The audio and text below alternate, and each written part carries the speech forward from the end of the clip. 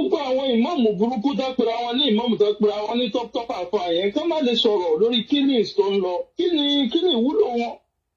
wọ́n kàn fi lẹ Yorùbá wọ́n kàn fi kó ọ̀rọ̀ jọ. àwọn ọmọ ìyá wọn náà ń ṣiṣẹ́ lọ́wọ́ àwọn ọmọ ìyá wọn ń ṣiṣẹ́ lọ́wọ́. àwọn ọmọ ìyá wọn ló ń ṣiṣẹ́ lọ́wọ́ so pípa tó ń pa àwọn èèyàn kò tiẹ̀ jọ wọ́n lójú. ṣẹ̀ṣẹ̀ máa sọ wípé ẹ̀sìn Islam ẹ̀sìn fún àwọn olórí burúkú ni ẹ̀sìn àwọn Fúlàní ni ẹ̀sìn àwọn ajagunbalẹ̀ ni ibi tí ẹ̀sìn yìí bá ti wà tí wọ́n bá ti pọ̀ ìfòòró ìdààmú ó máa bẹ̀rẹ̀ nínú ìlú yẹn. Bàbá yìí sọ wípé àwa ọmọ Yorùbá ò kí ń ṣe báyìí tẹ́lẹ̀ kan fún wọn ní ọ̀dọ̀ Allahu Allah ní kò sí kinní kan fúru ẹni bẹ́ẹ̀ mọ́. Àfi tí ẹ bá ń fi ọ̀rẹ́ orí ahọ́n wá ìṣọ́ra lọ́dọ̀ wọn àyàfi tẹ́ ẹ bá ń tàn wọ́n tẹ́ ẹ bá wọn ṣe ọ̀rẹ́ orí ahọ́n gbogbo ọgbà. ẹ ṣàpọ̀ nǹkan tó sọ báyìí pé kí wọ́n gbógun tì í èmi kọ́ ni mo sọ Quran ló sọ wọ́n gbógun wọn kọ́ pa anybody yín èmi kọ́ mo sọ òun Quran láti ń kà jáde sọ̀rọ̀ ms. ó dẹ̀ ń kìlọ̀ ara ẹ̀ fáwọn mùsùlùmí pé olórí burúkú lòun o irọ́ lásán dẹ̀ ni èrè lásán ni. ẹ jẹ́ ká tún wá lọ gbọ́ nǹkan tí Quran chapter 9 verse 123 kí ni nǹkan tí yẹn náà tún sọ fún àwọn mùsùlùmí. Ó sọ pé ẹ̀yin tí ẹ gbàgbọ́ ní òdodo ẹ gbógun ti àwọn tó súnmọ́ yín nínú àwọn aláìgbàgbọ́ kí wọ́n rí ilé koko lára yín kí ẹ sì mọ̀ pé dájúdájú Allah wà pẹ̀lú àwọn olùbẹ̀rù rẹ̀. Ẹ̀yin èèyàn wa ṣe rí Allah yìí fún àwọn mùsùlùmí nìkan ni ọlọ́run àwọn ọmọ lárúbáwá ni ẹ̀sìn fún àwọn Fúlàní ni Allah ò kì í ṣe ọlọ́run Olódùmarè ló fi jẹ́ pé àwọn mùsùlùmí nìkan ní tọ̀dọ̀ tiẹ̀ ẹni tí ò bá kí ń ṣe mùsùlùmí ó máa ń kórìíra wọn ó bá ní kó máa pa wọ́n kó báyé wọn jẹ́ kó gbalẹ̀ wọn. Ẹ̀sìn yìí ẹ̀sìn àwọn ẹni òfò ni wọ́n gbé wá láti bá fi balẹ̀ wa jẹ́ ni. Allah ò lágbára kankan Allah ò lè ṣe nǹkan kan Allah ò lè fún wàrà àmọ́ ó lè dá wàrà nù. Èrè lásán ni ó fẹ́ kí á pa gbogbo nǹkan tó ń bọ nílé wa ká pa á tì ká wá máa bá wọn bọ èrè àwọn lárúbáwá ká máa ríra wa bí ọmọ lárúbáwá. Allah òfegè ni Muhammadu òfegè ni Quran òfegè ni irọ́ lásán ló wà ń bẹ̀. Paracetamol 10 naira ó lágbára ju Allah lọ. Allah kò kí ń ṣe ọlọ́run Olódùmarè èrè inú kàbá ni mo sọ yìí mo dúró. lẹ́nu débi wípé gbogbo ariwo tí ẹ̀ ń pa oníkálukú ń pa síbẹ̀síbẹ̀ àwọn èèyàn yìí ọkàn káwé gbéra bíi pé wọ́n ṣe ń pa wọ́n yẹn tẹ́ wọn lọ́rùn. Ṣẹ́ẹ́rí kò yẹ kó dé stage kó tó di pé àwọn fún ara wọn ya síta kan ti jọ máa bára wọn fà á. Ṣẹ́ẹ́rí tó bá tẹ̀ jẹ́ pé ìjọba ló rán àwọn èèyàn kan á máa pa wọ́n ẹ máa wò ó tẹ́ bá rántí kéèsì kan pé èèyàn kan ní bóyá area náà ti yẹn àbí kinní kan mi ò mọ̀ tó ní jẹ́jẹ́ ló wà lóko tí Fúlàní kan wá bá tó dìfẹ́ǹdì ààrẹ bóyá òun lórí Fúlàní yẹn yanjú ni o bóyá nǹkan kan ni o ṣé mo pé ńgbà tó ná máa ràn ní wọn kí náà ń gbàdá kí náà ń gbọ̀bẹ̀ ṣe lára. bàbá wa ṣẹlẹ̀ àwọn tó wọlé wọ́n fẹ́ wá pààyàn ni tí ẹ má dẹ̀ sí rí so tó wá di pé wọ́n wọlé tó bá ṣe fún wọn táwọn náà bá ṣe fún wọn padà tó bá possible kó jọ kú papọ̀. àfihàn o àfihàn ṣùgbọ́n tó bá jọ jẹ́ pé àwọn náà lọ ní upper hand tó ń yanjú yẹn kúrò ń bẹ̀ táwọn sì wà tó bá wá mú wọn. tó bá ti rí bẹ́ẹ̀ tó bá ti yanjú ẹ̀ tí ẹni gọ́vùnà bá lọ tì wọ́n mọ́ lélẹ̀ Yorùbá láì ṣe ilẹ̀ Fúlàní o tó lọ tì wọ́n lélẹ̀ Yorùbá ṣèbáyé máa gbé fídíò máa gbé nàpá tó wọ́n kọ́ àwọn ìyá Ìbàdàn àwọn ìyá tí wọ́n bá yà tó ọmọ tí wọ́n bá yà wọn sùn níbàdàn pa yẹn tàbí sí ní pariwo. ibì kan ní kọ́kọ́ ti máa bẹ̀rẹ̀ káti ẹ̀ wo tútọ́ fẹ́ pa tírú ẹ̀ bá ṣẹlẹ̀. tó máa ti wọlé tì yẹn èyí náà ṣeré fún wọn wọ́n ní ká kú máa kú nìṣó náà. ó tiẹ̀ dẹ̀ wá sú mi débi wípé wọ́n kàn dẹ̀ ń pariwo wọ́n ń pa wọn kò tiẹ̀ sí anything náà la fún àwọn náà láti ẹ̀ ti fi defend ara wọn káti ẹ̀ rí pé. ìjayà wípé tá bá defend ara wa gọ́ọ̀mẹ̀ntì máa kó wa òun ló ń ṣe àwọn èèyàn wa. yàgò tá bá defend ara wa o gọ́ọ̀mẹ̀ntì máa kó wa o òun ló ń ṣe àwọn èèyàn wa. ẹ náà sì defend ara yín because tá bá defend ara yín tí gọ́ọ̀mẹ̀ntì bá so bá kéèyàn méjì ló máa kú lórí ilẹ̀ jẹ́ kéèyàn méjì yẹn kú tó bá kéèyàn kan lórí ilẹ̀ election 2027 ló bá àwọn politicians wa wọn gbọ́n kankan ṣùgbọ́n àwọn ọmọ tí wọ́n àwọn governors àwọn president wa àwọn olóṣèlú wa òun làwọn Boko Haram yìí àwọn àkọ́bí wọn ni tẹ́ bá ti pa wọ́n padà nísìn ẹ rí pé ìjọba máa sọ̀rọ̀ tẹ́ bá ti pa wọ́n padà ìjọba máa sọ̀rọ̀ àìpa wọ́n kàn máa pa yín lọ ní sàrà Nigeria government ò ní sọ anything. ṣùgbọ́n náà sọ pé àwọn youth jọ́ọ̀sì ti dìde yẹn sí.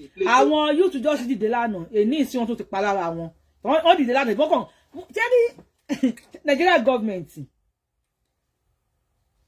youth jọ́ọ̀sì dìde ìbọn kan pariwo wọ́n protest ni àwọn ẹ̀sàs náà protest wọ́n pa wọ́n náà. Nigeria government ò fẹ́ kẹ́ protest tó bá wọnú yẹn wọnú wọn tó bá ti wọnú ìlú yín tó wọnú yẹn yín náà wọnú wọn padà. ó dàbí pé bí gbogbo ẹ ṣe ń lọ sí ìyẹn gangan ni the only solution. ẹ ṣe ọba wa gan God bless you sir tó bá ti wọnú yín ẹ wọnú wọn padà. Odidi ìmáàmù náà gbé yìí nàkọ́ ní kọ́ lọ mú 50 million wá ìmáàmù rẹ̀ náà 50 million náà ní kọ́ lọ mú wá náà 50 million lára àwọn tí wọ́n kó ní baba ńlá èèyàn kan mọ́ ẹ̀ márùn-ún ni wọ́n kó. oríṣiríṣi má dẹ̀ fi ń ṣẹlẹ̀ jẹ́. bá a gbọ́n sókè sà. hello.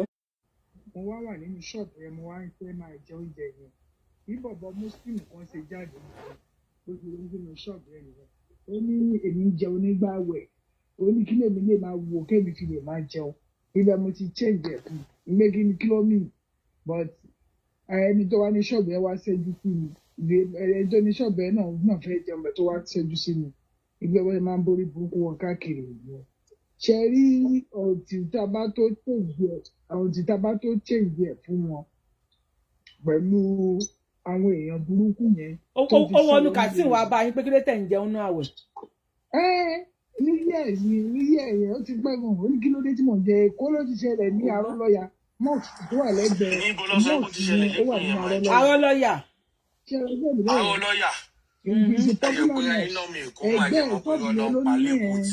Ó ṣẹlẹ̀ tí ọkọ fẹ́ ẹni sùúrù lẹ́kọ̀ọ́ ó ṣẹlẹ̀ lẹ́kọ̀ọ́ ṣẹlẹ̀ náà tí ọkọ gbàmọ́ láti jímọ̀ kọjá tó ní kó lọ borí wọ́n máa ẹ bọ́ tànà tó sọ pé òun ṣẹ̀ṣẹ̀ lọ ra káàpù ni. Inú Èkó gan tí nìyẹn mo ń jẹ nínú ṣọ́ọ̀bù kì í ṣe náà tí mo gbóúnjẹ wá. àwọn gangan náà gbà kí ṣe Arọ́lọ́yà ni àwọn gan náà gbà. ní Arọ́lọ́yà kọ́ mo ló jẹ́ kí n Arọ́lọ́yà ní Arọ́lọ́yà lẹ́gbẹ̀ẹ́ mosque ní ṣọ́ọ̀bù yẹn wà àwọn ṣọ́ọ̀bù ọmọ Ìgbò tó tẹ̀lé ẹ̀ẹ́dẹ̀ ṣọ́ọ̀bù yẹn. aláwùsá tẹ̀ ń pè kó ṣe aláwùsá ni. ṣẹ̀rẹ̀ àwọn pípù yẹn Muslim my mom is from Muslim ṣẹ̀rẹ̀ but ní ìdílé tí wọ́n wà kì í ṣe bẹ́ẹ̀ yẹn ṣé ti yẹ yín àti àwọn Muslim kan tó jẹ́ pé wọ́n kéèyàn bá mi dẹ́rù nǹkan tó dánwò fún ìyàwó oníyàwó yẹn wá gbé ìyàwó mi ló dánwò fún un á sì di mo fi máa pa àpá yẹn. kò tẹ̀ ní ìdá ásìdì ẹ̀ ń dá ásìdì sí lára yẹn ayé kan rí pèsè. mi ò ní í ṣe lójú ẹsẹ̀ n máa padà lọ dálé lórí bí omi ni wọn ò ní lẹni tó ṣe dé. ó dà ẹ ṣe bàbá wa ẹ jọ ẹ má sọ pé màdá sí ẹjọ ẹ jẹ́ ká fọwọ́ mọ́ lọ́hùn. nítorí pé irú ìkàlẹ̀ yẹn ó ti aláwùyá sí mú kà nínú ẹ̀ nọ́ọ̀sì. ó pa obìnrin yẹn tó nà bóyá bọ́sẹ̀ express yẹn tọ́kadà bá gbé ń ṣe okú nìyẹn. About 1 minute more sir. nípa àwọn Fúlàní tó dẹ̀ tó ń dábẹ̀ fún jọ̀wọ́ lórí. ẹ bá wa mute o àgbọ̀n kankan lórí page a máa ń drop èèyàn ni o à ń gbọ́ ní sà. táàbájì tẹ́ẹ̀dì ara wa wípé bóyá kó kálukú náà ní nǹkan tó máa fi jàgbára rẹ̀ nílẹ̀ Yorùbá àwọn pípù yẹn máa wọlé wá dẹ̀ pa everybody tán. kò ní ṣẹlẹ̀ sí wa lágbára náà.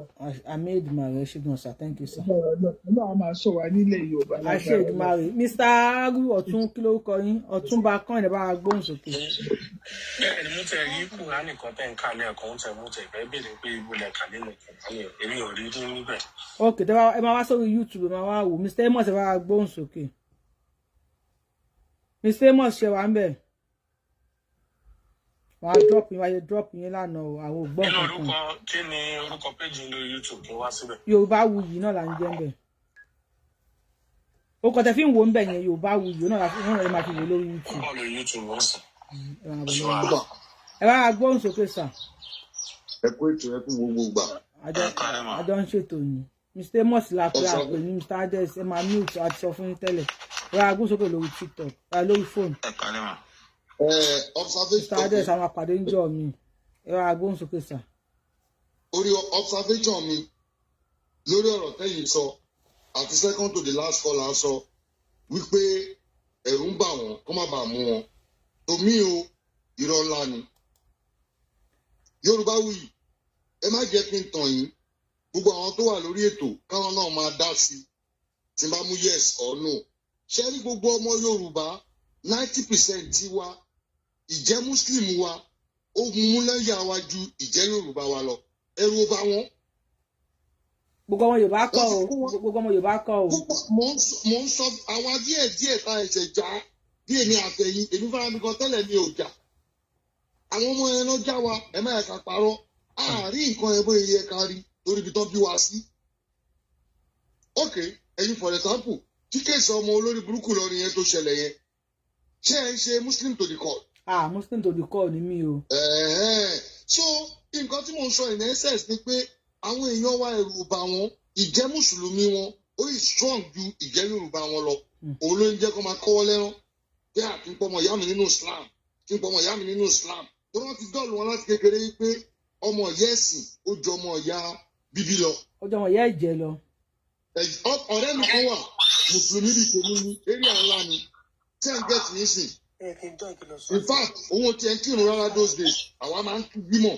bá wa mute o à ń gbọ́ yín sà à ń gbọ́ yín.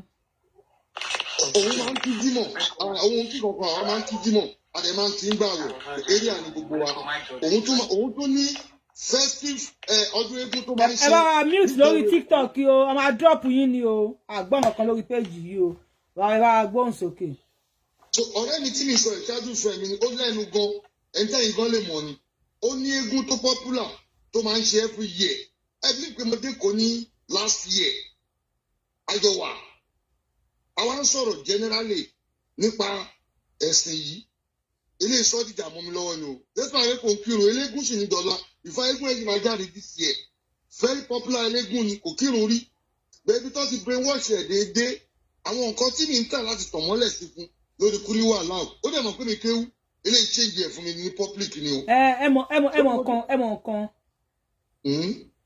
Ṣòwòrẹ́ sọ̀rọ̀ kan jọ wò ẹ̀pẹ́ ní ọ̀rọ̀ wèrè ń gbà mí a máa rọ̀rọ̀ gidi ó ní every Yorùbá individual tó bá ti jẹ́ Fúlàní o ẹ̀sìn 3 tàbí 4 ló máa ní Ọlọ́run wàhálà náà jẹ́ eléyìí gold ó máa bá pàdé mọ́ṣáláṣí tó bá tún di pé tibítibí àwọn pásítọ̀ lórí òkè gbógun mi ṣẹ́gun mọ́lẹ̀ lágún mọ́lẹ̀ wà tún bá ń bẹ̀ ọlọ́dọ̀ àwọn bàbá mi àwọn náà ló máa bá lórí bench wọ́n máa lọ tó ní bàbá bá mi yẹ̀ wò báwo ni bá ló ṣe ń lọ. nǹkan tó ń ṣẹlẹ̀ ní báyọ̀ tó bá mú kíni ẹ̀ tó bá mẹ́sìn ẹ̀dá ní Fúlàní ni wọ́n. nígbà tí wọ́n ti pọ̀ nù wa ni à ń ra wa bíi bákan náà à ń ra wa pé ìfẹ́ tó fi tọ́ wa dàgbà ọmọ babaláwo ó máa jẹ iléyá ọmọ Christian ó máa jẹ iléyá ọ̀rẹ́ mi kan wà ní Canada pásítọ̀ ẹ̀ ló sọ fún 5 years ago wípé kó má lọ jẹran iléyá mú wípé kò ṣe nǹkan tó tọ̀nà so wọ́n ti gẹ̀ẹ́tì wa long time ago. ẹ á ti padà sílé ms bàbá sallallahu alaihi wasallam. ọ̀rọ̀ ẹ̀ṣẹ̀ ń jí ni. ẹ bá mi sallallahu alaihi wasallam ms bàbá. ṣe rí ẹlòmíì yẹn tẹ bá kọ́ sọ̀rọ̀ Christianity láti ìjà ẹ̀ẹ́gbọ́ èbú o tí ò bá sí ìlú tó fi wà ó lè la nǹkan mọ́ yín. likewise tí Muslim yẹn ló wọ́ sí i alọ́rẹ́ mi eléégún a sì máa ṣọdún ẹ̀ lọ́dún yìí lẹ́kọ̀ọ́ eégún ńlá ló ń gbé mi ìfẹ́ dárúkọ ẹ̀yìn kò kírun rí bẹ́ẹ̀ ó ń dórúkọ mùsùlùmí torí ibẹ̀ làwọn bàbá yẹn fìfẹ́ bí sí àló bá mi jà ẹ́fílẹ̀ ni. ìyá wa jẹ́ Muslim ẹ ṣe ọba ká tún gbé kọ́lẹ̀ lómi ìjàre. no wọ́n ti brainwash ẹ ní kò tí ì já ní òun ò tún ṣe Muslim tó ẹ tó kírun. ó dà ẹ ṣe kan bàbá wa seed boy bá wa gbóhùn sókè ẹ ṣe gan thank you sir seed boy gbóhùn sókè. ẹ kálẹ́ Yorùbá wọn. ẹ kú dédé àsìkò yìí. oye ẹ máa ṣe dáálé wa máa. adúpẹ́ yín kọ́. yeah my own intake is that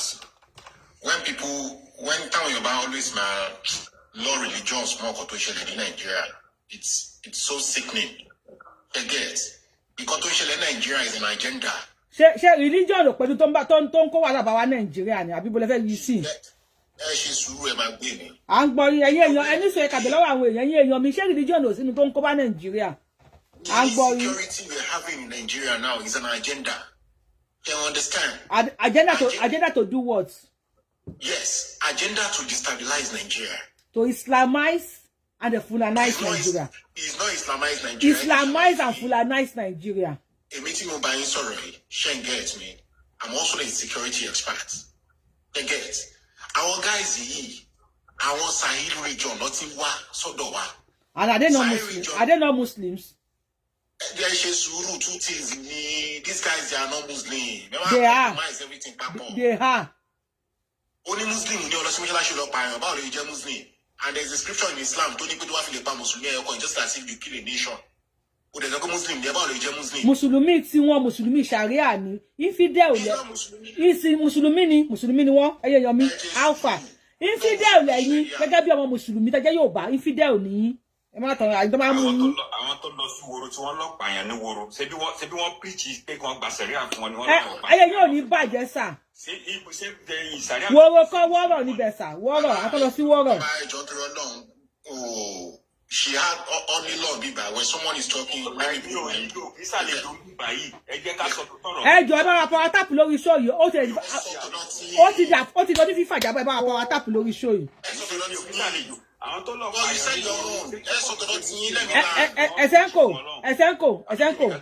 ẹsẹ̀ńkò ní sọ bá wa mute bàbá wa ẹgbọ́n sókè bàbá wa cheat boy àbí kí ló sọ àdẹ́gbọ́ kò sí jà lẹ́ o àní ẹgbọ́n sókè ẹsẹ̀ńkò tó bá wọ̀ mute padà máa ẹsẹ̀ńkò tó bá wọ̀ mute máa drop yín o tó bá wọ̀ mute máa drop yín ó yá Mr. cheat boy Yoruba wuyi ṣe ń get me ẹ bá wa sọ pop lórí show yìí the real agenda tó yìnbó lò fún wa òyìnbó ti lo agenda yìí before the Second World War bó ṣe ethnic cleansing òun ló máa ń pè how to clean a particular ethnic kúrò they get problem tá à ní ní West Africa problem àwọn West ni they get and kò dẹ̀ sí bá ṣe ní problem yìí cause one thing epo làwa ní tàǹtà síta what are we buying from these people the only thing we can buy from them is the ammunitions.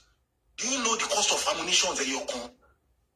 With the cost of ammunitions at Yokon, Omoni. Most of all these guys don't know our Sahel region guys, our guys, they are all Malians. All our region Mali, they call them Taurek. Our Taurek were for very long time, and Tobamo history. Omafi won't conquer Luni. This same Taurek, Boshin disturb Boni Burkina Faso. They are disturbing them in Ghana. They are disturbing them in Togo. They are disturbing them in Benin. This same thing, watching this up one in Nigeria, watching this up one in Nigeria, even Mali gon go for around, watching this up one in Mali, watching this up one in Syria alone, Omoni. She get, but the integrity of any Oju, you read Nigeria, she knew who think what you profession you do my destabilizing because they need that war ammunitions. Okay. Basic fundamental. Okay, I want Oyinbo nlo. Agree pé Oyinbo non destabilize Nigeria. Ó yá àwọn wo Oyinbo nlo, kì í ṣe àwọn Mùsùlùmí non nlo ni. Right, Captain Rawan. The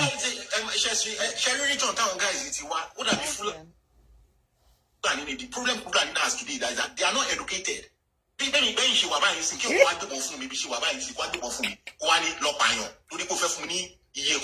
tell you why the reason why you want me to kill someone because you want to give me something. They are not educated. Did you know an illiterate cannot? Did you know you said they are not educated. You see how they when that's to defend our people.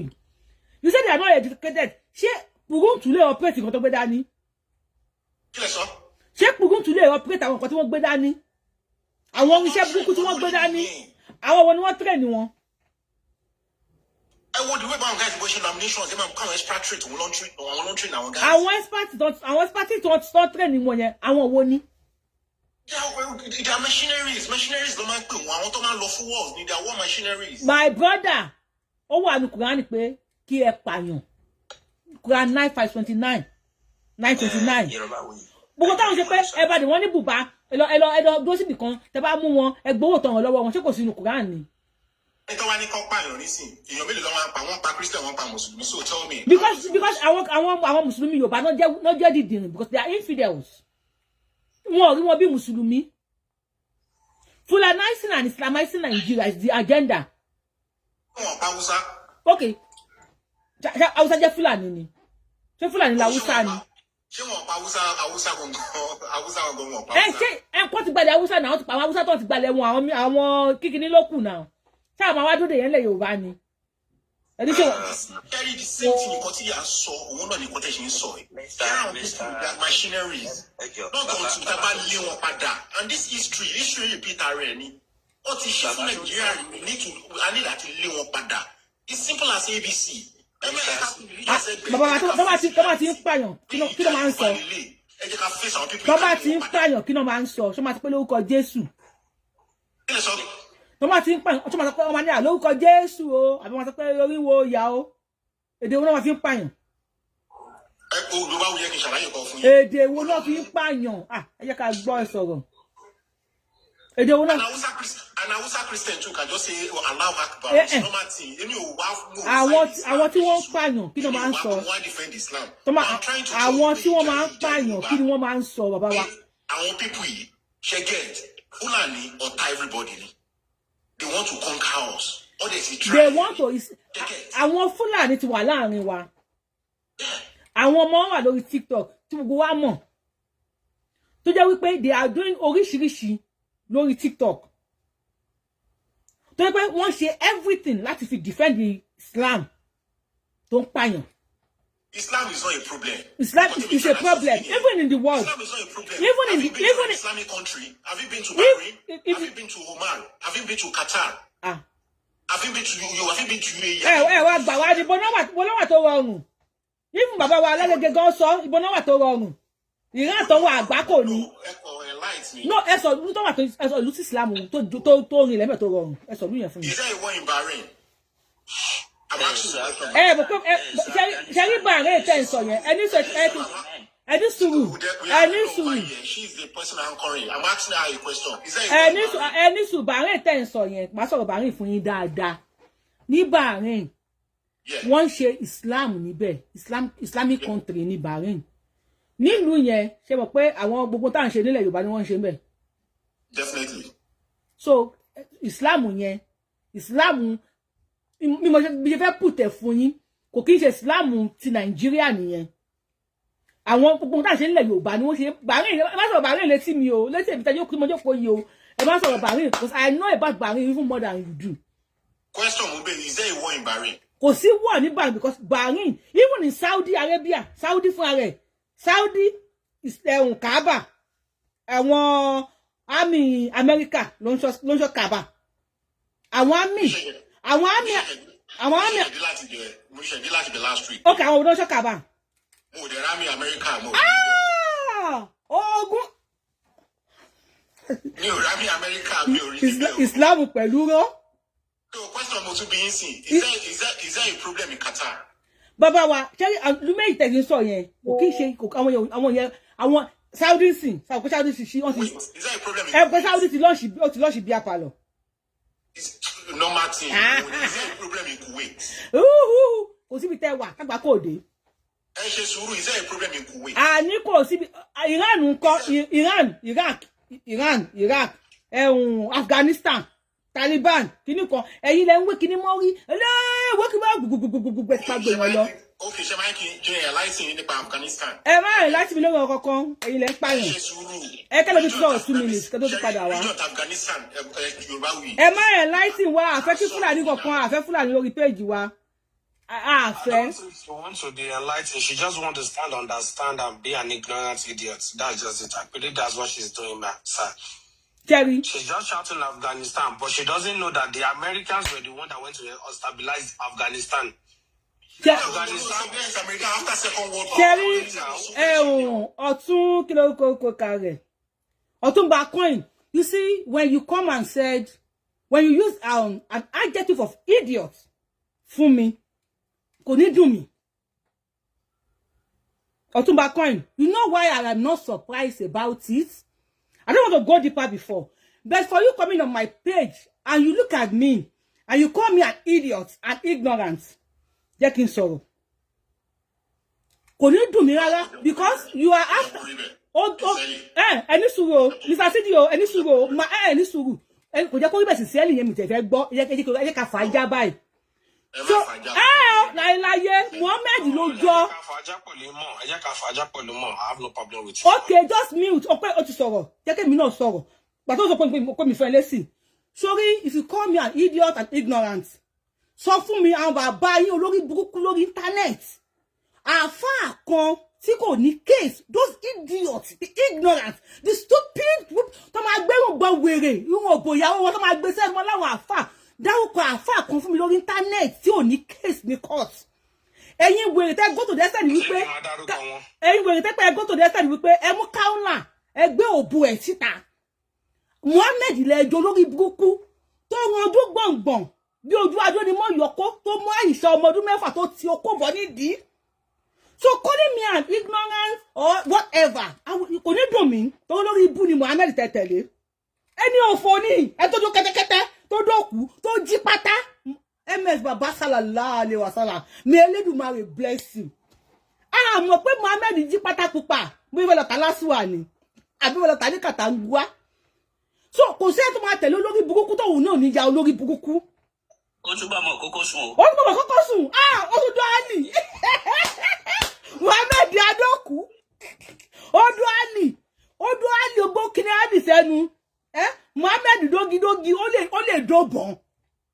Ó lè dóbẹ̀ yẹn olórí burúkú bàbá yín náà ló sáré tó ń jà yẹn. Òbò káwùlà bẹ̀ ṣe gbé síta ni. Òkú tó ń so pí ẹgbẹ́ síta yẹn láì lójú tí ẹ̀yẹ hànà yìí.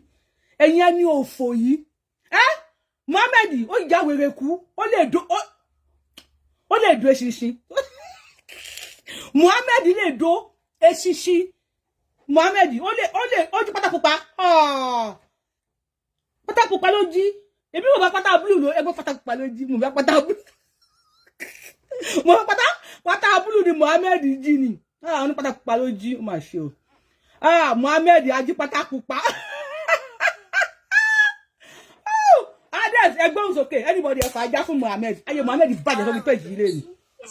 Níbi tábìlì sì ti wà ní nígbà tí wọ́n wà tó pé ó ń sọ̀rọ̀ ẹni yóò sọ pé kó dákẹ́ pé àwọn ní protocol àwọn ní kíní lórí kíní. Wàá bọ́ọ̀lẹ̀ lórí péjì tèmi lélẹ̀ lọ sórí péjì kí a máa ṣe wèrè ń bẹ̀. Tàtú nìyẹn wèrè wo tún lélẹ̀ ìtàtú tún sí géètì wèrè lẹ̀. Ìran Fúlàní ló máa jẹ́. Ó dùn wọn àwọn máa jí pátá. Ó dùn àwọn máa jí pátá. Àwọn máa lè tẹ́mi ìyànjọ́ lójú. Ẹ̀mí ìyànjọ́ wọn lójú olórí ibú ni wọ́n. Olórí ibú kúrá 929 ni ẹ pa wọ́n o ẹ bá dè wọ́n ní bùbá. Ẹwà àwọn tó sọ pé kí oníkàtọ́ pẹ̀lẹ́ tó bá jẹ́ Christian nínú mọ́tò kò bọ́lẹ̀. Wọ́n sọ̀rọ̀ nígbà yẹn o àwọn wèrè. Àwọn máa jí pátá. Wọ́n ní àwọn ọkùnrin kan pé wọ́n á fún Mohammed ní Sophie.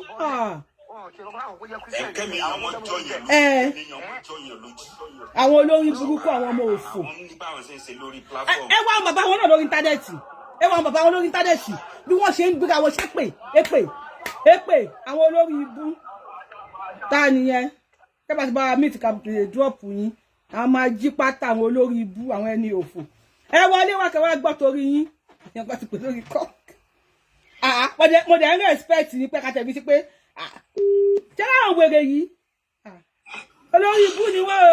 Ẹni tó bá yín sọ̀rọ̀ yẹn kó tó bọ́ọ̀lù yẹn tó ní òun security expert yẹn Fúlàní ló máa jẹ. Fúlàní ni ó ń dùn wọ́n ni. Yorùbá rí bó ṣe wà mí báyìí o ṣẹ́gẹ̀. Ní sùúrù káwọn èèyàn tó àwọn èèyàn tó tán tí wọ́n mọ̀ pé olórí ibú ni Mohammed kọ́kọ́ sọ̀rọ̀ náà. Kẹ́yìn tó sọ̀rọ̀ ẹjọ́ anikọ́ọ̀lù. Sọ́tọ́ ní àwọn èèyàn kan bọ̀ láti. Anikọ́ọ̀lù ẹjọ́ ẹni sùúrù bàbá wa anikọ́ọ̀lù ẹ̀ka gbé kọ́ọ̀lù ẹni sùúrù anikọ́ọ̀lù. Anikọ́ọ̀lù ni famous. Sọ́tánà so. Ẹ bá wa gbé sókè lórí fóònù. Báwo yìí? À ń dá yín lóhùn. Ẹ kú iṣẹ́. Ẹ ṣeun. Ṣe rí Mùsùlùmí àti irọ́ 5 and 6 ni wọ́n. Wọ́n parọ́ kú. Mùsùlùmí lè náà ṣùgbọ́n Mùsùlùmí parọ́ kú. Wọ́n pa irọ́ kú. Mùsùlùmí parọ́ kú. Kí ni máa yẹn ń tẹ́ láti dìfẹ́ di mẹ́rin?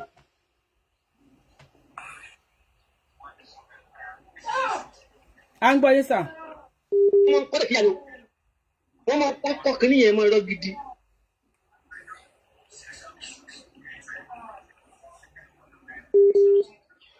ẹni tó bá wà meet lórí TikTok yẹn a lè drop yín o Mr. Ades ẹ máa ń fún mi ní problem bá ti wá sórí page mi like mi fẹ́ gbé yín wọlé rárá Mr. Ades mi ò fẹ́ gbé yín wọlé máa ń fún mi problem lórí page mi fẹ́ gbé yín wọlé rárá Mr. Sidiku ẹ sọ̀rọ̀ sókè tatu lele ta yẹn tó tún mute Ade something I'm a drop yín o mo ráyè o mo mi te ráyè rárá ni Adérónkẹ́ Mr. Sidi moto ẹ gbóhùn sókè. Yoruba wuye jo mo fẹ́ try láti correct ko ni ba. Ẹ lè correct anybody ẹ sọ le sọ na de ma sọ fún jẹ́ pé ro na bo to ni. Ah fẹ́ gbọ́ ko se ni wèrè yẹn ma gba anybody. Islam orí buku ẹ̀sìn òfò yẹn. Over 40 ọdún la wa fi ṣe o. Wọ́n ti bí ọmọ tó sọ̀rọ̀ wọn ti bí ìyá ẹ̀. Tèmi ti wà nínú Islam. Ẹ pé mo kò níbi tí mo wà yìí. Ẹni sùn ṣé gbogbo tó wà níbí. Gbogbo tó wà níbí Quran àti tírà ni. Quran àti tírà ni. Ẹ ti rí. Olórí bú ọmọ tó sọ̀rọ̀ yẹn wọ́n ti bí ìyá tá bí ke Islam.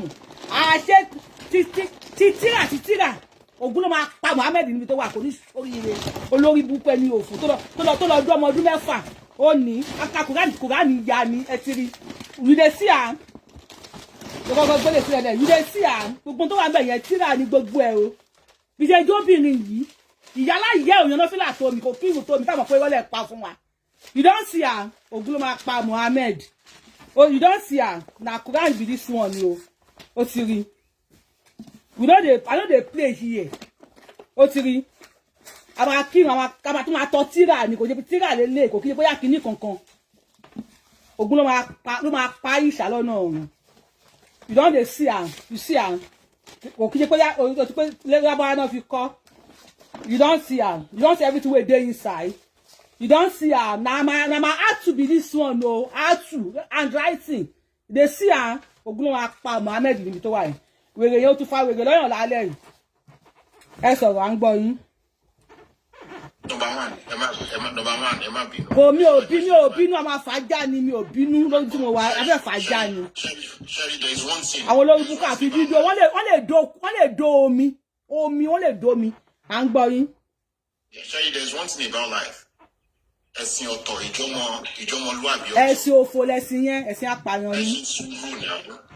Ẹ̀sìn ọ̀tọ̀ ìjọmọlúwàbí ọ̀tọ̀. It's two things. They understand. It's two things entirely. You disrespecting someone, you can't pick me as a person, I have a mother, I have a daughter, and I have a wife. I will never disrespect even my daughter. I will never disrespect her. Opinion. I hate so much the way you're disrespecting people. It's unfair. Just like you, Baba, you don't know me, you don't talk to me anyhow. Am I in the everybody? Ẹ jọ fẹ́ ẹ má please fún wa lórí page ẹ sọ pé ẹ sọ Islam ló ń pààyàn sọ jù bẹ́ẹ̀ lọ. So ẹ sọ ìjọba fẹ́ sọ ẹ sọ à ń gbọ́ yín a fẹ́ fàjà lálẹ́ yìí. Wọ́n wá nígbà yìí níṣẹ́ understand ẹ ká yọ Yorùbá kan náà ní gbogbo wa. A lè wá sọ pé torí pé okay your conscience Muslim your conscience Christian just like you said earlier. Gbogbo wa ó ti ní bá ṣe ń lò gbèsè ayé wa tẹ́lẹ̀tẹ́lẹ̀. Allahu Akbar náà fi ń pààyàn nílẹ̀ Yorùbá Allahu Akbar náà fi ń pààyàn. Color extremist. There is extremist in Islam. There is an extremist in Christianity. It's everywhere. They understand. Kò sí Christian tó máa bọ́ síta tó máa lọ síbi kan máa pé lórúkọ Jésù tó máa wá pa àwọn èèyàn. Allahu Akbar náà fi ń pa àwọn èèyàn. Ẹ ṣe sọ̀rọ̀. Mr. Sidi ẹjọ́ tó ọlẹ́ má bínú sí ẹjọ́ nípa sáyé yàgbé ẹjọ́ máa ń gbé gbogbo tí ìrìn bọ́ta ẹjọ́ ẹgbẹ́ yọkan bọ́ta bẹ̀kẹ́ bá wa kà á mà. Ẹjọ́. Mo jẹ máa nídìí ẹ̀ ní gbójú pátá tẹ̀ ń pariwo. Tó bá fẹ́ mọ̀ bóyá ànábì jí pátá. Tó bá fẹ́ mọ̀ fún ànábì jí pátá lọ bá MS bàbá ò ní nọ́mbà MS lọ́wọ́. Ẹjọ́ máa ìjọba wa kà á mà Ó dàbí ẹni sùn ẹ kà ṣàlàyé fún ẹ kó dẹ̀ pé ẹ jẹ́ ká sọ fún Ifá dàrè bá mi àbọ̀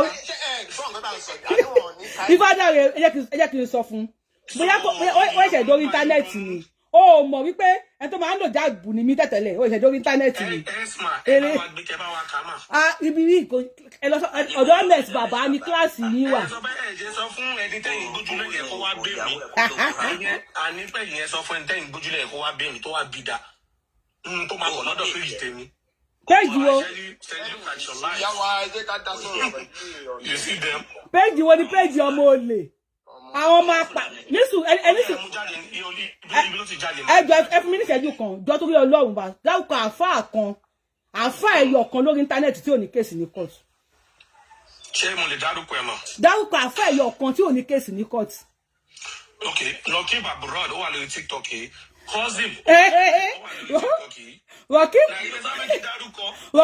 Rọ̀kìbù ọmọ àná.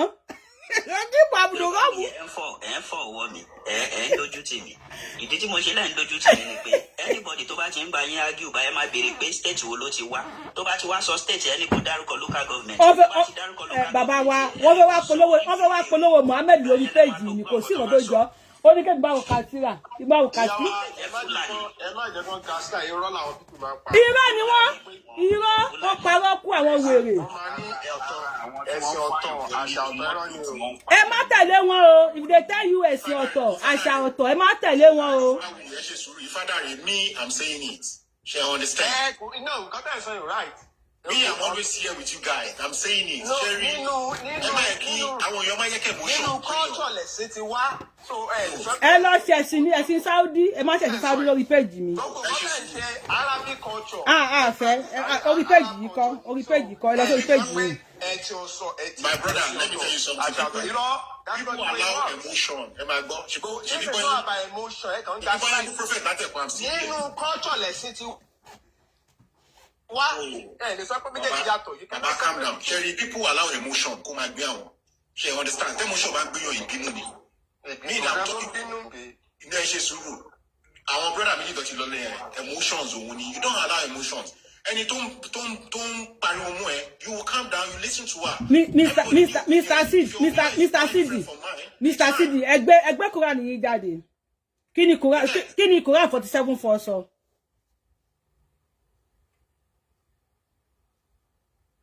Mr. Sid Mutos, kí ni Quran 47:4 sọ? Kí ni Quran 47:4 sọ là ń bèrè lọ́wọ́ yín ṣe bá àfà ní 47:4 kí ló sọ? Ní kí ló sọ? Ó ní ẹ jí wọn gbé. Èmi sọ fún yín, ẹ̀yin tẹ́ bá mọ̀ ẹ lọ kà 47:4. Ó ní ẹ bàdé wọn ní bùbá. Báwọn Boko Haram ṣe máa ń ṣe ó lẹ́ lọ bàdé wọn. Ẹ lé ambush fún wọn, ẹ jí wọn, ẹ kó wọn. Tẹ́ bá ti mú wọn ẹ pa wọ́n nípa sí payọ ìwí tẹ́ bá fẹ́ pa ẹ mú ẹni kó sanwó tọrùn Quran 47:4 sọ bẹ́ẹ̀ tí mo pa lọ́wọ́ kẹsọ́ síta kẹsáré wò lórí fóònù yín ó ní ẹ mú wọn ẹ gbowó tọ ẹgbà ransom lọ́wọ́ wọn èmi ò bá yín sọ̀rọ̀ religion ọ̀rọ̀ Fúlàní là ń sọ níbi ẹ̀yin lẹ gbé ẹ̀sìn wọ̀ ẹ gbowó tọrùn lọ́wọ́ wọn. No. Quran sọ àbí ó sọ? No, ṣé Quran sọ àbí ó sọ pé ká gbowó tọrùn? Lè separate àwọn méjèèjì. Ṣé Quran sọ àbí kò sọ pé ká gba owó tọrùn? Ẹ gba owó tọrùn. Ẹ mú wọn, ẹ bá dé wọn, ẹ lé ambush fún wọn. Ẹ mú wọn, tẹ́ bá wá mú wọn, ẹ gbowó tọrùn lọ́wọ́ wọn. Kò ṣe political Islam náà lò ní. So ẹ lè separate the two the same way that. Bàbá wa, ẹ ní kí wọ́n fún mi lésì. Ẹ ní kí wọ́n fún mi lésì pé ṣé kọ́ ni mo pa? Ẹ bá dé wọn, ẹ mú wọn, ẹ pa wọn ní pàṣípàyọ, ẹ rẹ́ wọn ní ọrùn ló ń jẹ́ bẹ́ẹ̀. Islam is a gutter religion. Àwọn apààyàn burúkú. Ẹ bá gbóhùn sókè akínsọmọ àràbọ lórí péjì ẹ̀yin lẹ ń pààyàn.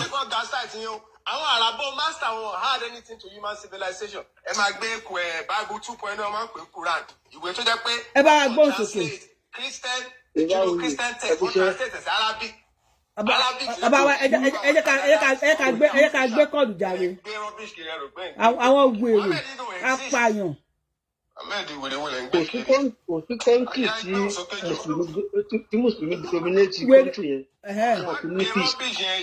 Ẹ̀sìn wọ́n fi ń gbalẹ̀ ní period. Ẹ̀sìn wọ́n fi ń gbalẹ̀ ní tí ẹ bá ti understand yẹn at your age. Ẹ lè understand anything mọ́. Kì í ṣàlàbò, dẹ̀ kì í ṣòyìnbó. So we are not Christians and we are not Mohammedans. Yoruba ni wá. bàbá wa Ifádàrè mo máa fún yín láyè ẹ máa sọ̀rọ̀ lẹ́yìn ìṣó lẹ́yìn bàbá wa yìí àwọn méjì wà lórí fóònù mẹ́ka méjì yẹn sọ bá ti sọ̀rọ̀ náà ẹ máa wá sọ̀rọ̀ bẹ́ẹ̀ni dìtà ẹ máa sọ̀rọ̀ yẹn ẹ lọ wo Quran 47:4 tó bá sọ bá mi kọ sí comment section ó ní ẹ mú wọn ẹ pa wọn ẹ gbà ransom lọ́wọ́ wọn báwo làwọn Fúlàní kí làwọn Fúlàní ṣe sí you are separating Fúlàní from Islamists and the Quran they are wọ́n ṣe nǹkan tí nǹkan ní kan ṣe ní 47:4 ẹ lọ́ka ẹ rẹ́ wọn ní ọrùn wọ́n fẹ́ pa ìwọ̀n tó wà láàárọ̀ wá kí bá ti bọ́ọ̀mù náà ti máa rí àwọn èèyàn wọ́n á dẹ̀ mú àwọn kan wá gba ransom lọ́wọ́ wọn so kí wá ní ìyàtọ̀ ẹ bá gbóhùn sókè bàbá mi.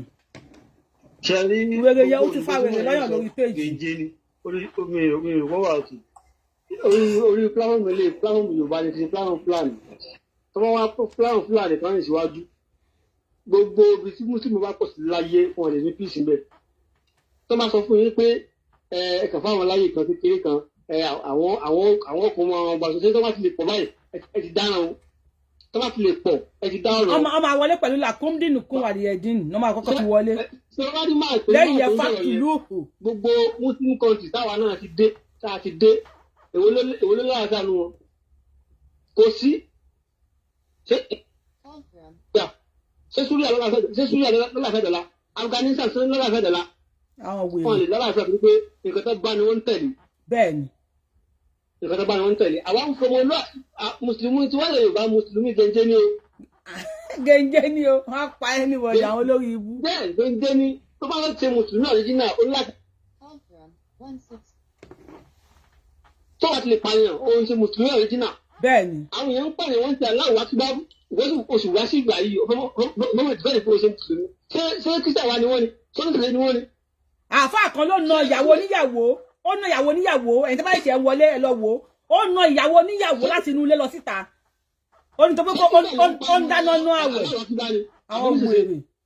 so tẹkíyà yẹn wọ́n kọ́ mọ́ṣẹ́ ni wọ́n mọ̀ dìfẹ́ǹdì tí wọ́n ò ṣe dìfẹ́ǹdì wọ́n máa ń dìfẹ́ǹdì káàkiri then bàbá tẹni wọ́n gbé ìmáàmù tẹni wọ́n gbé Ìlọrin ṣé kò sí àwọn league of imam tó máa lọ gbálẹ̀ ni. Ìlọrin kọ́lẹ̀ tí bàbá ńlá náà ti gbé 50 million.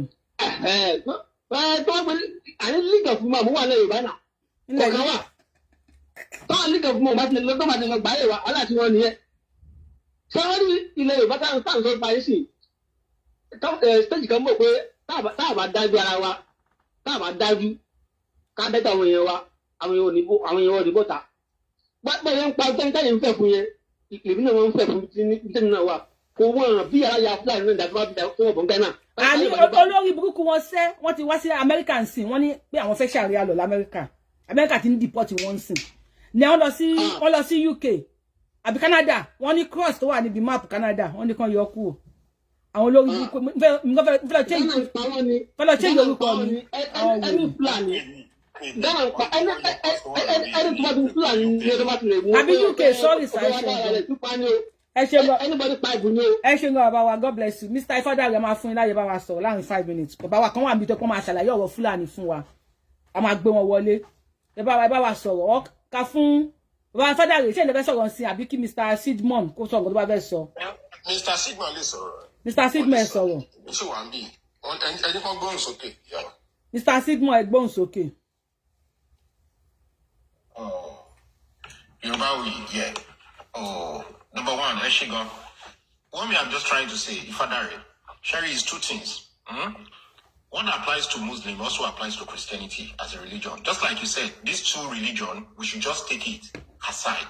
I am not a Christian, but I will not argue that with you. Àwọn Christianity wọ́n máa lọ síbi kan máa pa láwa pé kan máa lọ pa àwọn èèyàn. Islam ló ń pààyàn. Okay, you got Israelite on for Palestine. Is he a woman or a woman? So my Israelites claim Islam, claim Christianity. If you want to capitalize, categorize ogun Israel as Iran, sorry, ẹ̀sìn. No, Palestine, Palestine rather. So ever categorize Israel as Iran, sorry, as it Palestine, sorry, ẹ̀sìn. Ó jẹ́ pé ẹni sùúrù sà bí dà yẹn ṣe ń ṣẹlẹ̀ ó jẹ́ kí Israel kí wọ́n fi trailer kí wọ́n fi load Bible wọlé ni kí Palestine wá load Quran kí wọ́n wá jù fúnra wọn. You say these people they don't believe in both religion. wọ́n believe nínú missile so ẹ má gbé lọ sórí ẹ̀sìn wọn kì í kò ń ṣe ẹ̀sìn. Nǹkan tí mo wá sọ fún yín ni pé my own contribution, I'm not basing it on religion. I'm basing it on pé okay fine. Ẹ bá mi tẹ thumb up lórí show yìí, ẹ bá mi share video yìí. Mo fẹ́ fàjà lálẹ́ inú ti bí mi.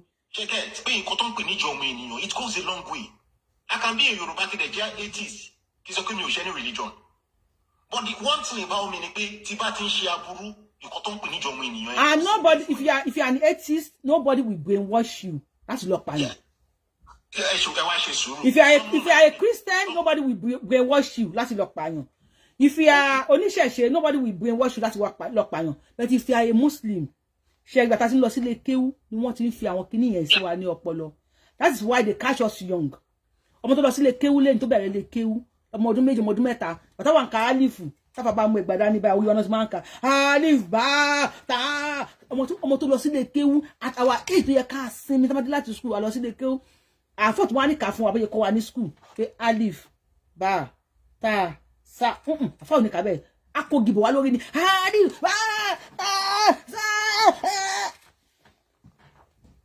Bọ́n máa ń pẹ́ ẹni sùúrù. So níbẹ̀ yẹn wọ́n ti fi pé ẹ̀sìn yìí ẹ̀sìn wèrè ni. Ẹ̀kọ́ tó ń kọ́ yìí ẹ̀kọ́ wèrè ni. Ẹgbẹ́ náà máa ti kọ́ wa máa nù ẹ́ tí ẹ máa fẹ́ yẹ. So ibẹ̀ yẹn ti ń sọ fún wa pé even starting from the root àgbákò ló fẹ́ lọ ṣe. Okay, tó bá dẹ̀ ti ń dàgbà èyí ni ẹ̀wọ̀ àwọn tí wọ́n mú àwọn kan jọ wò. Wọ́n mú àwọn kan jọ wò. Wọ́n fi 20 wọ́n bá ní Nàìjíríà bá 20 naira lálé tí aṣọ wọn. Wọ́n náà nìyẹn la máa fi wọ mọ́tò lọ sí àlùjọ náà. Suicide bomber ni wọ́n. You see? Okay, ọmọ tó fẹ́ bomb ẹ bá mi máa kankan pẹ̀lú àwọn òyìnbó tí mo sọ ni mo ṣe fẹ́ sọ ní Yorùbá ni. Ọmọ tó fẹ́ bomb American plane níjọ́wọ́ tí wọ́n mú. Ṣé mọ̀ wípé bàtán tó mú tí wọ́n tú ara ẹ̀. Ó fi iron, ó ṣe kíní ẹ̀ bí iron báyìí. Ó fi bo bí private part ẹ̀. Wọ́n wá bèèrè pé kí ló tó fi kíní yẹn sí bí private part ẹ̀. Ó ní kóun lè bá rí nǹkan tó máa fi dó 72 virgins lọ́rùn. You can just Google it yo. Mi ò kí ń sọ̀rọ̀ off kíní o. Just Google it. Ó ní kóun lè bá rí kíní tó máa fi cover pọ́nrán tó máa fi dó 72 virgins lọ́rùn. When you are into that thing, they will just start brainwashing you. So ó ti pé a lọ dó 72 lọ́rùn o. Ló fẹ́ fi pagbo yẹn tó wà nínú plane. Imagine that. Ṣé rí àìmọye nǹkan tí wọ́n ti kó síyàn lórí. Irú èmi sì ó máa rí àkìtó pé mo ṣe show mo sórí kalẹ̀. Mo sọ fún pé tó bá ti sórí kalẹ̀, màláìkà mo máa ṣépè fún ẹ. Wọ́n ti gbà tí mo rí ẹ̀sìn yẹn irọ́ ni gbogbo ẹ̀. Wọ́n ti gbà tí mo rí pé ìyàwó ọba Saudi ó wọ miniskirt kò kí ń borí. Èpè ni mo ń ṣe bẹ́ẹ̀ tó sọ fún mi pé kí n máa borí. Ìyàwó ọba Saudi di wáyé ń sọ̀rọ̀ ìkó ń borí. Wọ́n ní tó bá ti borí o, màláìkà mo máa ṣépè tílẹ̀ máa fi mọ́ ni. Why tí wọ́n parọ́ fún wa in the first place? Why tí wọ́n tàn wá? Why tí wọ́n pa irọ́ orí ibu rọ́? Why tí wọ́n tàn wá? They deceive us. Oríṣiríṣi irọ́ burúkú ni wọ́n pa fún wa. Má ṣe lè, má ṣe tọ̀hún. Tí o bá ti ṣe kíní kan, o gbọ́dọ̀ kúnlẹ̀ fún yẹ, o gbọ́dọ̀ dọ̀bálẹ̀ fún bàbá ẹ̀. Owó orí burúkú ẹ̀sìn wo ni ẹ fẹ́ fi balẹ̀ Yorùbá jẹ́? And kì í ṣe pé àwọn Mùsùlùmí wà nílẹ̀ Yorùbá tí wọ́n ti ń ṣe Islam. This Quran is fully big. Ó ní Quran kan. Quran bàbá mi ni mo fẹ́ wá fún yín o, mi rí mi bí. Quran tí mo jogún lọ bàbá mi.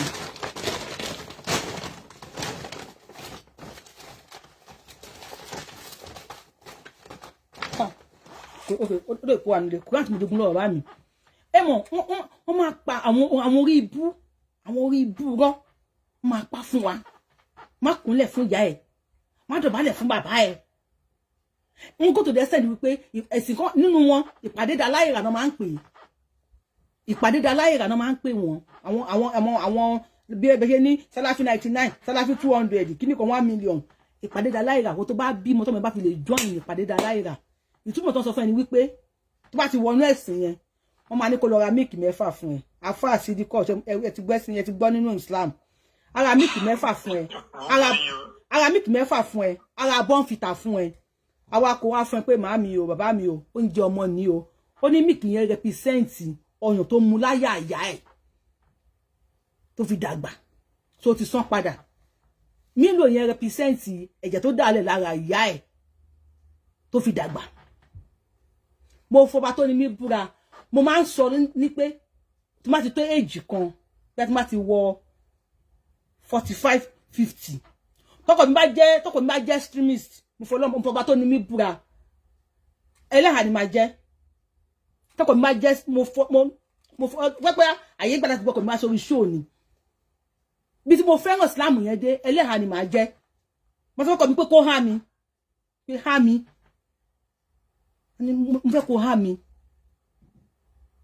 mo fi jẹ́ ti máa kú mo fi búra mo fẹ́ kọ́ mi pé mo fẹ́ kó há mi pé ẹlẹ́hà ni mo fẹ́ ṣe kí pé ẹlẹ́hà tèmi tó yẹ kí n máa sọ pé mo fẹ́ ṣe ẹ̀hà ni wípé mo jẹ́ tó yẹ pé mo gùdù nínú àwẹ̀ gbígbà káì tí wọ́n bá gbàwẹ̀ jù mí lọ ó ti ní problem mo gùdù nínú ká ṣàìsùn mo gùdù gan ká fàtẹ̀sùbà ká ṣàìsùn èmi ò láfa tí mo ń tẹ̀lé o mi níjọ tí mo ń ṣe ṣùgbọ́n mi àgọ́ owó tẹ̀sùbà like this látago 12 alẹ́ dago 5 dájí bẹ́ẹ̀ mo ti máa kí ṣubú yìí tí ìwèrè yẹn wá ń sọ̀rọ̀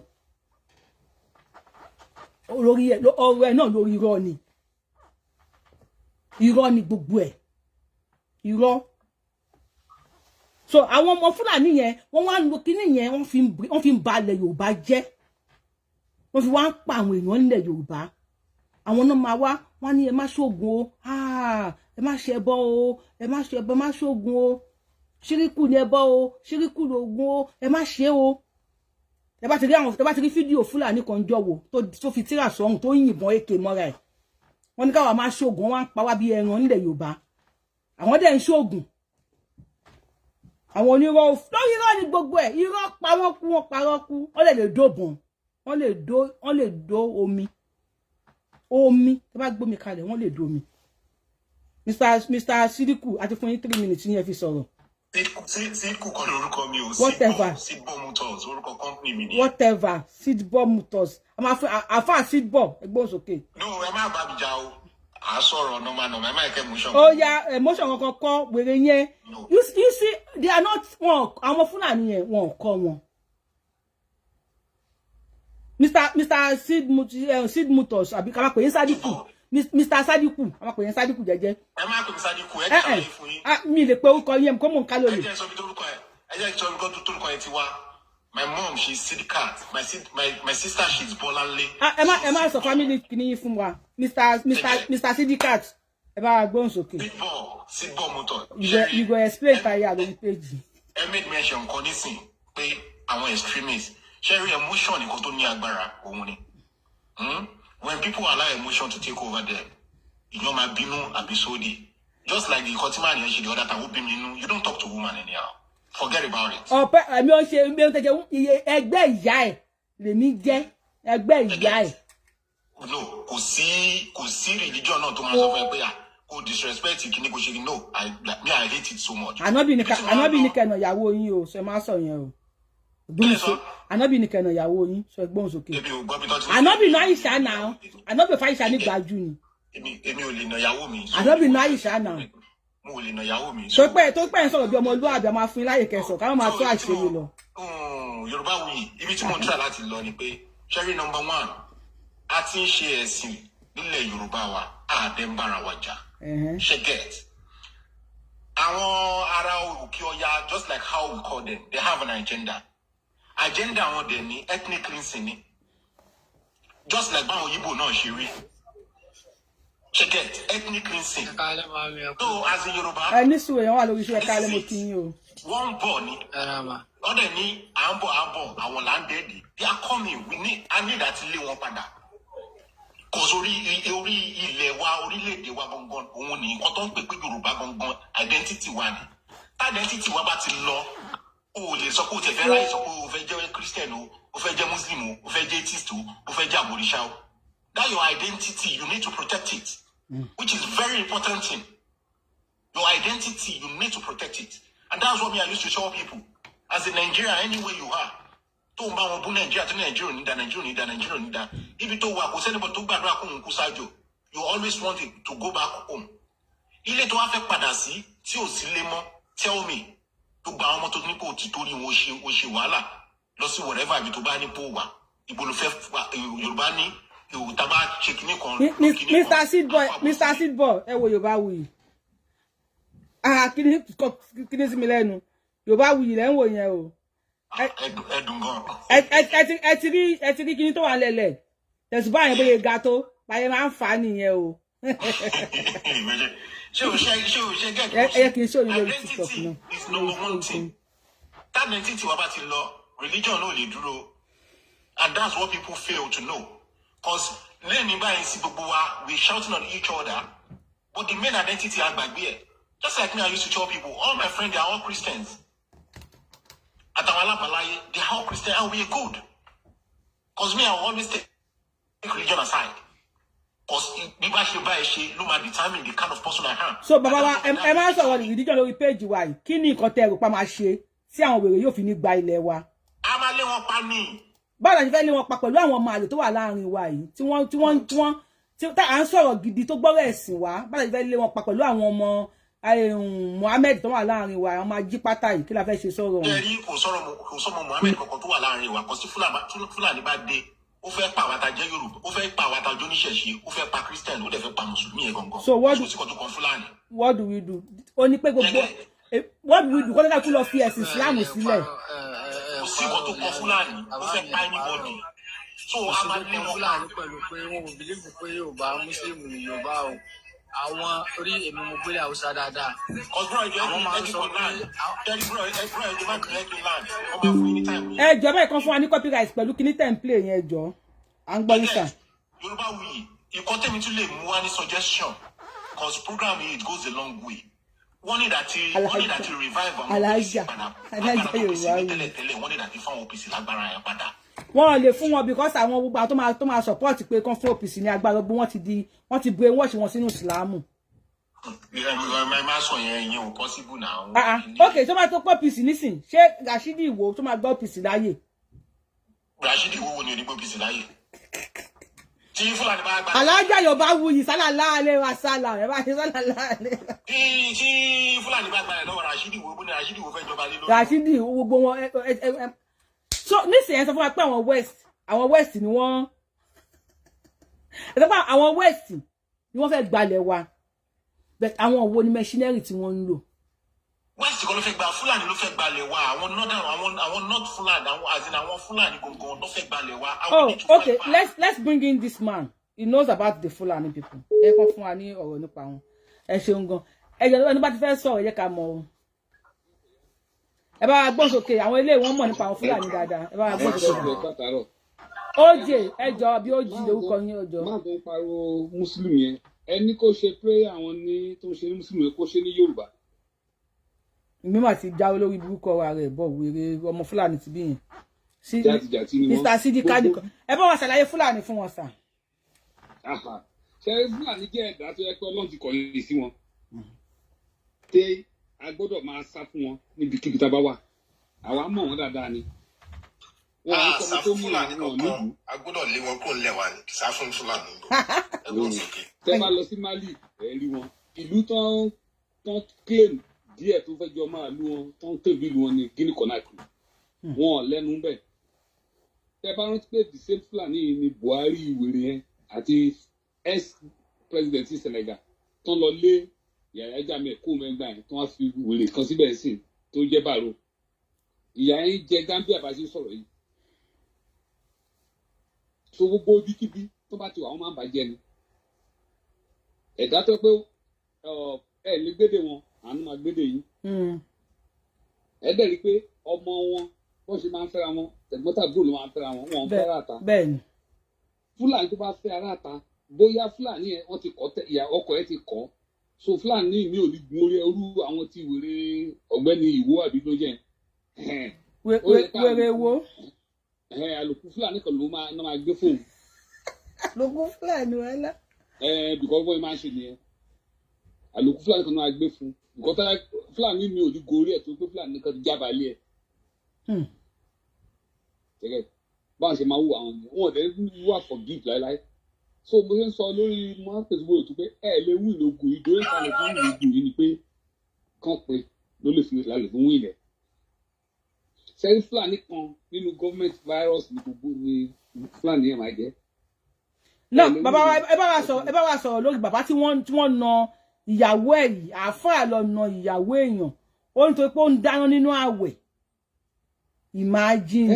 ṣe rí nǹkan tó yẹ ni pé àwa Yorùbá mi ò mọ nǹkan tó ń ṣe wá get because wọ́n ti brainwash wọn lórí culture wọn kò sí nǹkan tó jẹ́ ẹ̀sìn ìyá mi ẹ̀jẹ̀ májẹ̀ kan máa tàn wá notice ẹ̀sìn ọlọ́run ò lè ọlọ́run culture ni kò ṣẹ̀sìn kò sí nǹkan tó jẹ́ ẹ̀sìn ìwọ ni Christian ìwọ ni Muslim culture wọn ni bọ́lọ̀ ṣe dá wọn nìyẹn ó dẹ̀ dá wa náà sí tiwa tẹ́ bá lọ sí India ó dáhùn sí tiwọn tẹ́ bá lọ sí India ó dáhùn sí tiwọn kò sí nǹkan tó jẹ́ ẹ̀sìn resist because ọlọ́run ò lè ya wùdè kó lóun fẹ́ dá Christian òun fẹ́ dá Muslim kò possible so àwọn èèyàn náà kàn create wo kí nìyẹn láti máa fi brainwash wa àwọn Fúlàní wọn ṣé àwọn Muslim jẹ́ Muslim ni. ẹ ṣe ń gan bàbá wa ká tún gbé ẹni bá fẹ́ sọ̀rọ̀ lókè lókè Mr. Oji láwọn fẹ́ sọ̀rọ̀ Oji ọlẹ́ bá gbóhùn sókè ẹ bá tẹ tán pọ̀pù lórí show yìí ẹ ká lẹ́sà Oji pẹ̀lẹ́ àwa náà kí ni. ọ̀rọ̀ tí mo fẹ́ sọ ọ̀rọ̀ tí mo bá lẹ́nu Mr. Sido abikinu orúkọ ẹ má bínú sọ àti bá pè wrong ẹni inú nílẹ̀ Nàìjíríà tá a wà yìí kò sí tí àwọn pípú yìí tá à ń sọ yìí tán bá ń pààyàn ẹ wo bẹ́ẹ̀ tán bá dẹ̀ tó ń pààyàn lélẹ̀ wọ́n tún máa ń sọ wá fídíò ibi tẹ́ ti ń kírun ẹ tún máa mọ̀ pé ibi tẹ́ ń belong sí tí Jímọ̀ bá tó wá lọ sí Jímọ̀ ẹ máa rí gbogbo wọn tán máa kírun wọ́n dẹ̀ tó máa dárúkọ ànábì wọ́n tó máa dárúkọ wọ́n máa